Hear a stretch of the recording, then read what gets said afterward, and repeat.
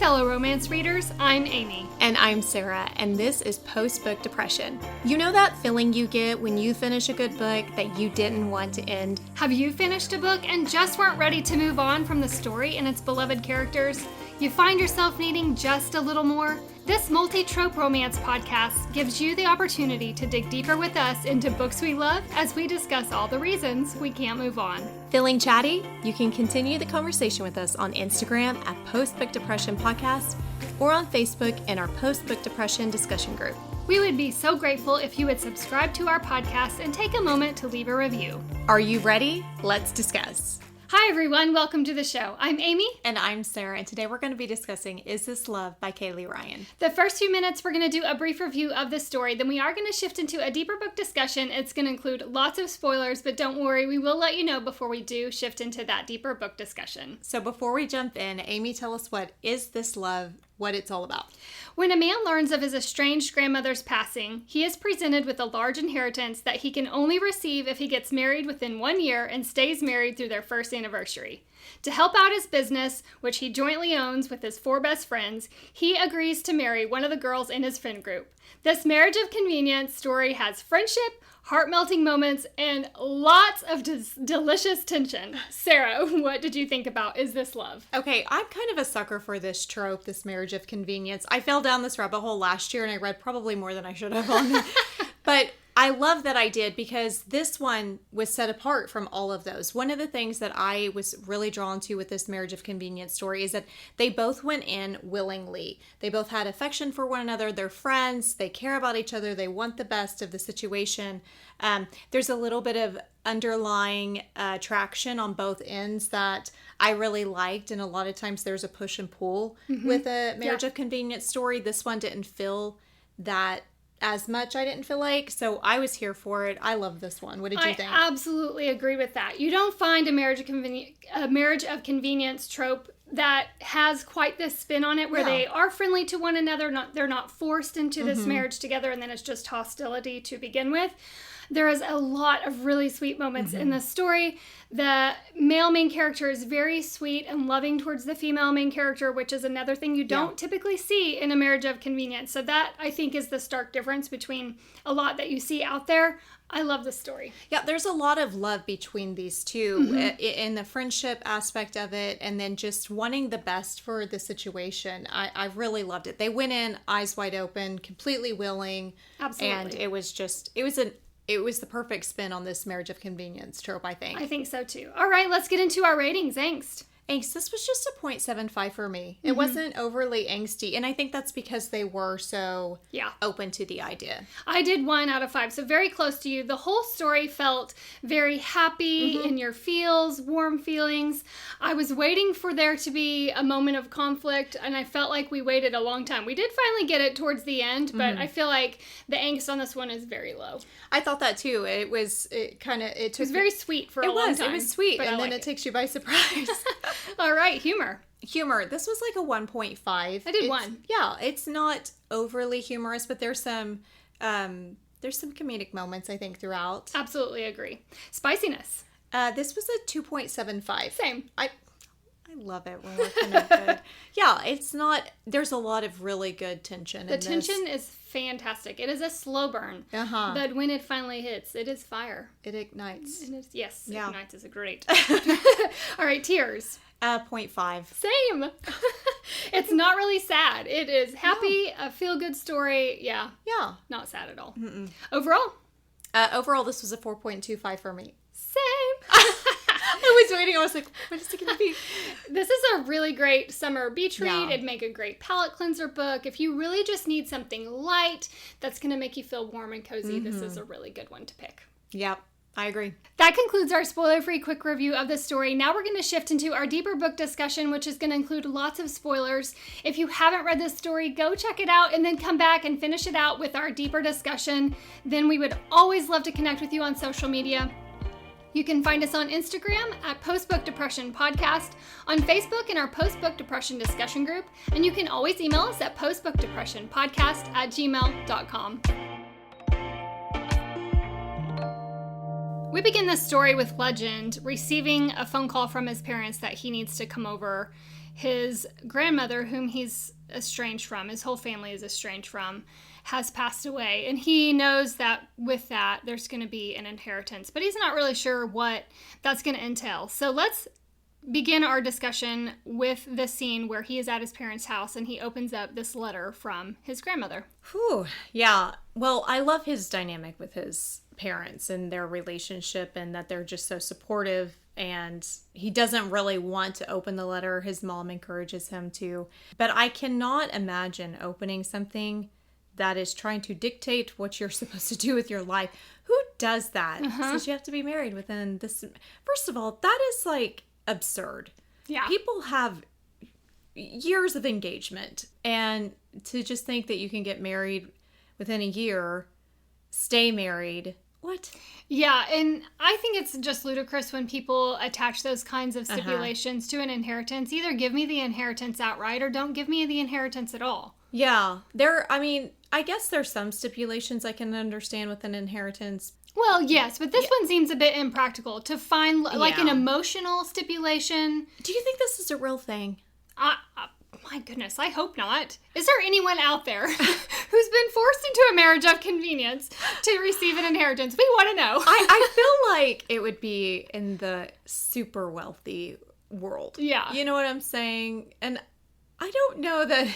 I don't know anyone of that nature. I don't know that that's our demographic. I don't know if we're catering to those on the elite. Yeah, the elite, the 1%ers.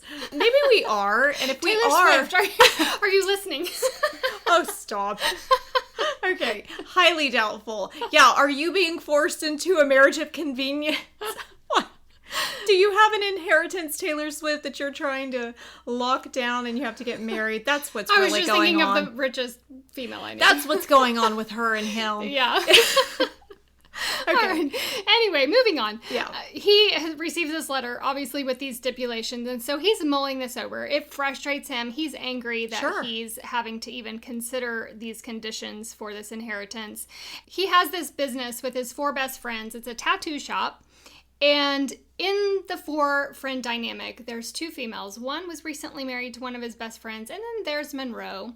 And she is not attached to anyone. She's very flirtatious. Yeah. She flirts with all the single guys in the group, and they just have this fun banter relationship. I love it. They're all single. It's fabulous. Well, they're all the single ones are single. Yes, that's what I mean. That's what I mean. The one she flirts with. Not the couple that just got married. Yeah. The flirtation between them all is through the single friends. Right. And he has this letter. It's burning a hole in his pocket when he goes to hang out with his friends, and they definitely can tell there's something bothering him. He's upset, and they call him out on it. Let's talk about this scene. I love this friend group. I love that they recognize that he is facing something, that he doesn't want to deal with it. I love that it's like the day after this couple got married and they want to have a dinner with all their friends. Yes. And they're not just riding the high of their honeymoon, but they are concerned about their friend Legend and what he's facing. Yeah, when he opens up, he realizes, I couldn't hide this. That was silly for me to think that I could hide this from my best friends.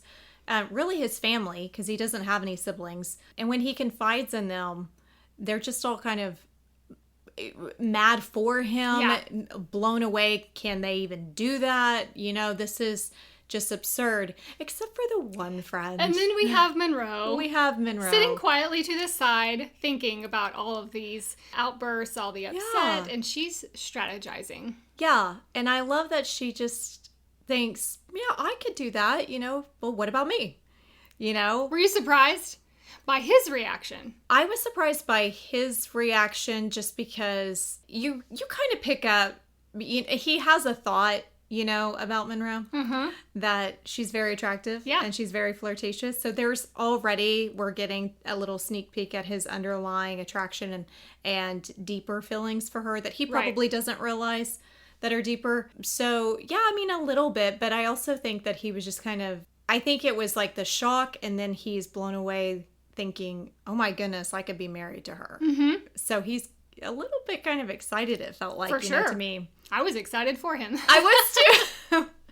So she offers, and they step into another room, which I love this little private moment between them. He really wants to get a read on her, feel her out, not in front of the rest of the group, to see if she's legitimately interested in moving forward with this option. And they come to this agreement and understanding. She's willing to give up 18-ish months of her life to help him out and help the friend group out, because it is, in the end, going to help Everybody. their business and everyone in the group. I know he does offer to give her $1 million, which I found very generous of him to do. She's giving up 18 months. Yeah. That's fair, I feel like, if he's getting $5 million to give her $1 million of giving up in quotes. Yeah. 18 months. It's going to be a real tragedy for both of them. I know. Giving up. So sad. So they make this agreement and arrangement, and they make plans to... It has to be real. It has to seem realistic to everybody on the outside. They make a pact as a group that only the people in the group are going to keep this secret. None of their family members will know. It has to look genuine. Because we do have this attorney that's just going to pop by periodically to check on them. That's stressful. I like that they already have the foundation of this solid friendship. So they've already laid the groundwork for this to be a believable relationship to everybody on the outside.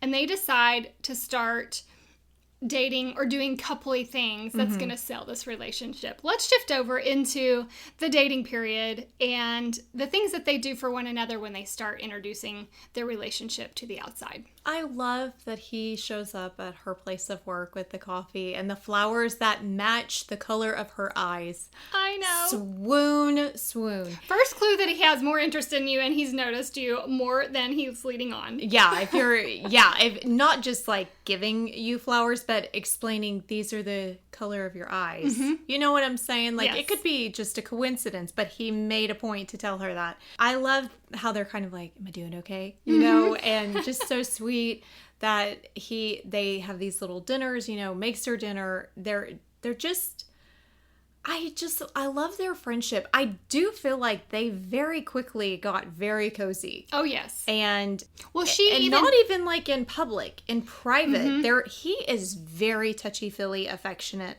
with her, kissing her on the forehead, you know, and I know that they're always like, well, we have to kind of get used to this, but I mean, she asks him too. Well, she makes the point to say, you don't have to do all of this. And he makes the point to her, during this 18 months, you're mine. Right. I'm going to treat you as mine, as if we were legitimately together in a real relationship. This is going to be real for me for 18 months. I'm going to treat you like you're my girl. And he does. And that made me swoon so much, Sarah.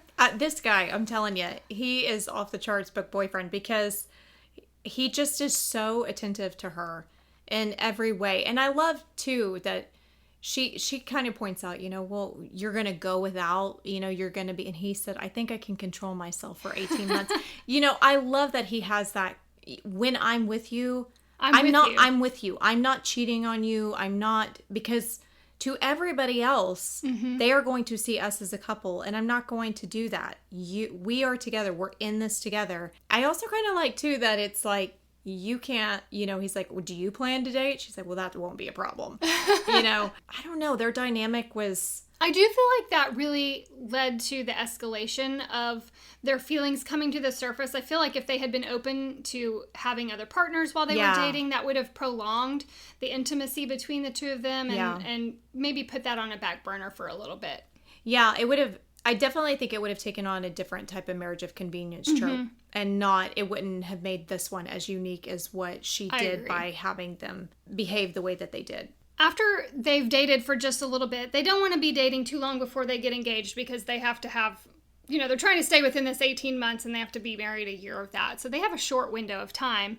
And one of my favorite scenes of the story, when they're kind of going through the initial phase of the relationship, is when they sit down with each of their parents and they individually ask each other how they feel like their parents are going to be accepting of the relationship. He has no doubt that his parents will love her. They've seen her around. Same with her. She knows that her parents will be accepting. I found it pretty tidy that they were so warmly welcoming of both of them. And I did appreciate that his parents questioned the age difference, because this is an age gap. We haven't really talked about the age gap. 10 years, I think it is. Yeah. 10 or 11. Well, her dad does too. A little bit, but privately. not as much. Not in front of her, but privately, because he Yes. says something, don't break her heart. And he says she would more likely do that to me or something. He says, that's my girl. I do like the fact that the author chose to give a little bit of doubt in the parents' mind. I feel like that was more realistic. But overall, I'm pleased that the parents were accepting of their relationship. I was concerned because I kept thinking, his parents are going to know. They're going to know that this is because of the inheritance.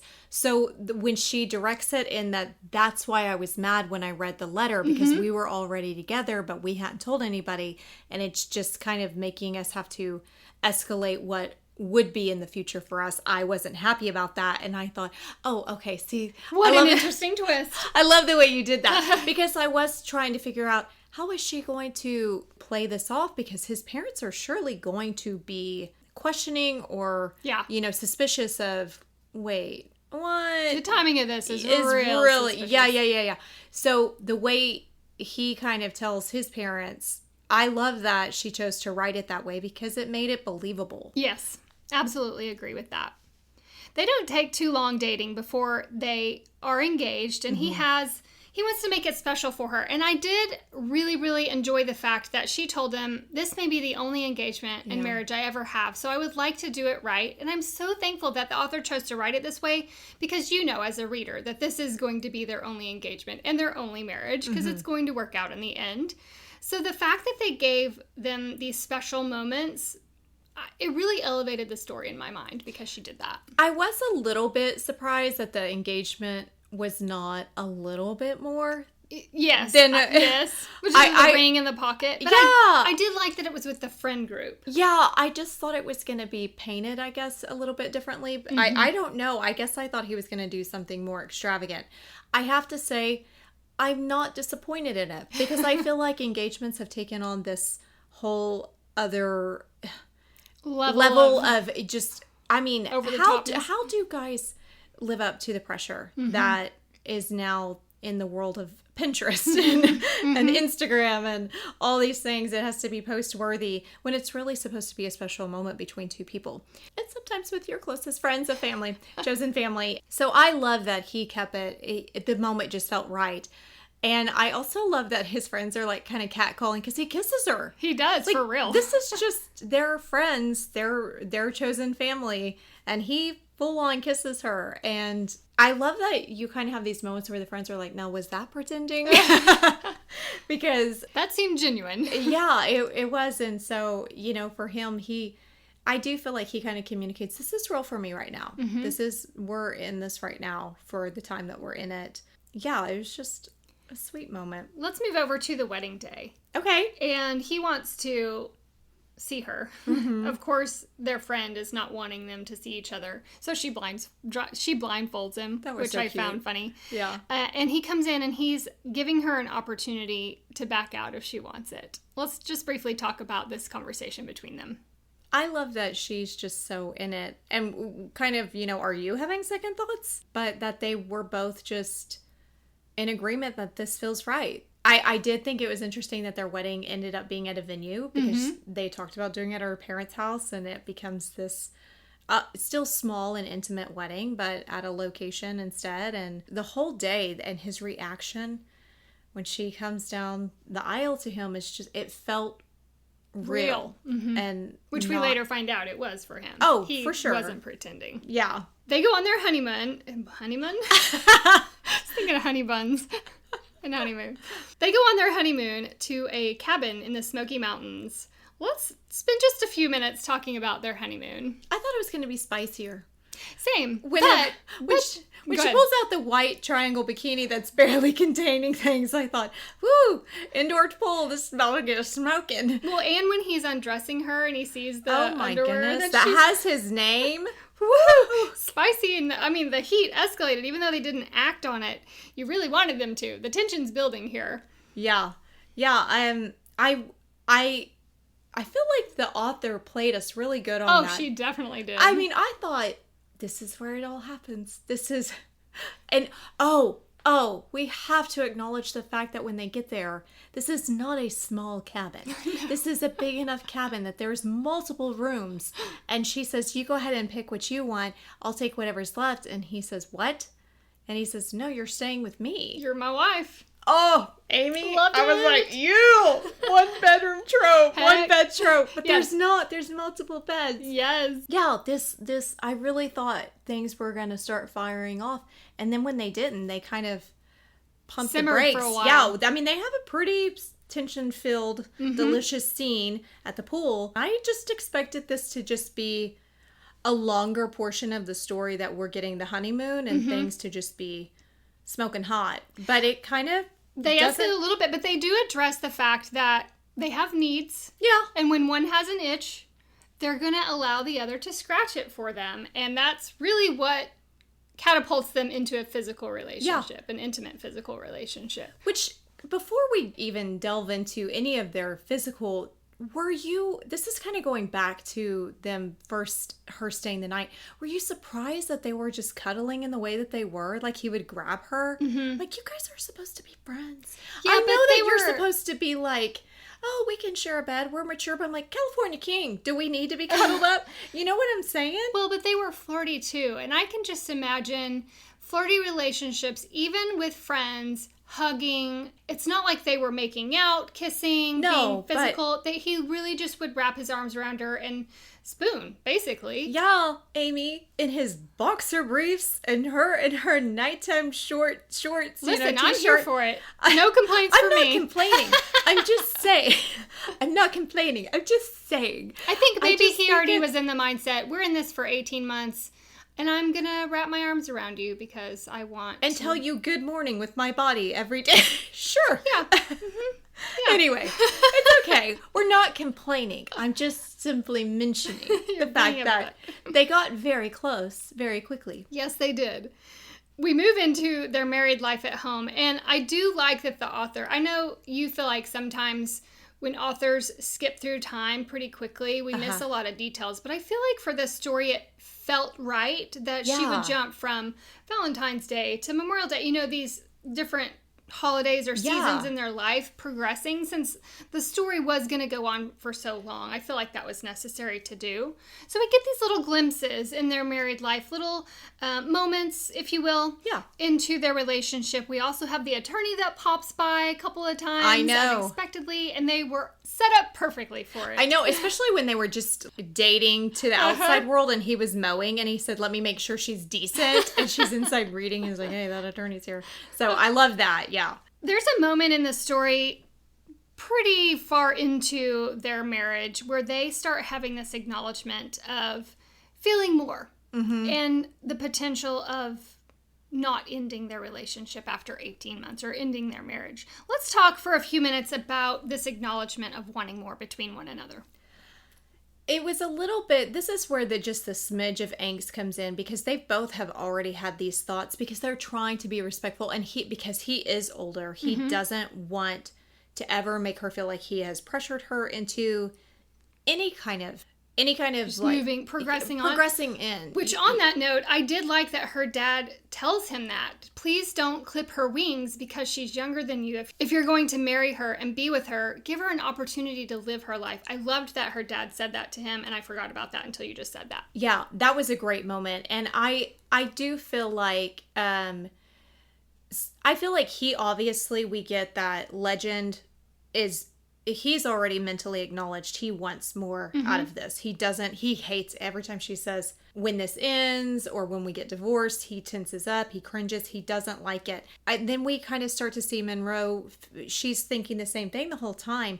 I really appreciate that the author, even though time has passed, it doesn't feel like she really allowed that to drag on for an extended amount of time. I agree. I was very glad when they start to have the conversation of, what if it doesn't end? And that they're okay with it. I get that it would be nerve-wracking to have that conversation because you're having feelings and you don't want them to feel like you're trapping them into anything or making the rest of the time together awkward. Oh, yeah. Yeah, well, and that was one of the reasons why they didn't want to cross the physical boundary line. But I appreciate that they were close enough as friends that when they started feeling things, and then she would ask, what are we doing? And so when they actually have that conversation, it just made me so happy that that they just knew each other well enough to, okay, we can talk about this and everything could be okay. What did you think? No, I loved it. I totally agree with everything that you said. I like that they kind of waited a little bit further into the relationship until they really had established that they had feelings for one another, and it wasn't just the excitement of this arrangement that they had with one another.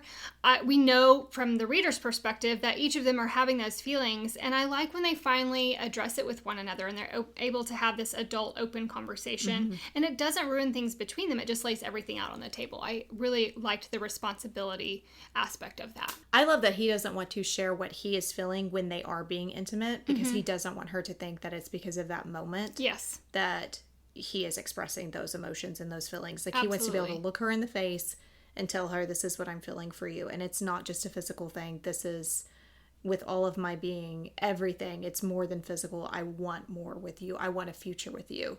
And I appreciated that he chose that. Me too. You know, I mentioned in the quick review that I was waiting for the other shoe to drop. I knew that there had to be some kind of conflict in this story, because it was very sweet. It was very feel good, and I just was bracing for impact, essentially. And it's not until Monroe starts getting sick. She's been sick with bronchitis for a couple of weeks. And I will sidestep that and say, I thought for sure that the author was going to choose her getting pregnant from being on an antibiotic and the birth control not working during that time. So I was pleasantly surprised that was not the direction that she took it. I thought, oh, this is why she's got bronchitis. They're going to throw in a little pregnancy trope in here. Lo and behold, it escalated into something more severe, and she ends up hospitalized. And this is the moment that he really eludes these feelings of just genuine care and concern and love for her. Let's talk about this hospitalization scene. This was sad. When he comes home and finds her and they tell him if he had been 5 minutes late, she would have been gone. And I just kept thinking, that escalated so quickly. First of all, we went from nothing to I did not see this coming at all. She pulled one totally out of left field. And I appreciated it because it allowed us to see the level of commitment and love that they have for one another, that he refuses to leave the hospital, that I will leave when she leaves.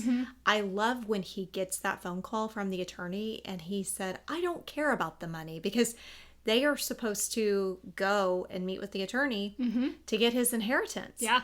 And he said, you know, my wife is in the hospital and I'm not going to be there. So just disperse the money to all the charities. I could care less. I loved him in that moment. I know, I did too. But I never really felt like Legend was in it for the money for Absolutely himself. Not. Yeah, I agree. agree. He always kept thinking, I have what I need. We'll find a way. It was really about trying to do something for their friends is really what, and would he benefit from it? Of course he would.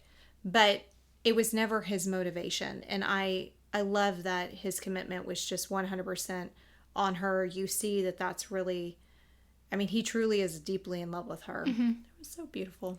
Which I just found delightful when the attorney shows back up after they're out of the hospital and relays this news of there is an addendum to your inheritance stipulation, and that is if you are genuinely in love, not only do you get $5 million, you get 10. You get double the amount of your inheritance if you are genuinely in love, and it was up to the attorney to determine that. Yeah. Legend obviously shows him true love when that phone call comes from the attorney. I love how shocked he is.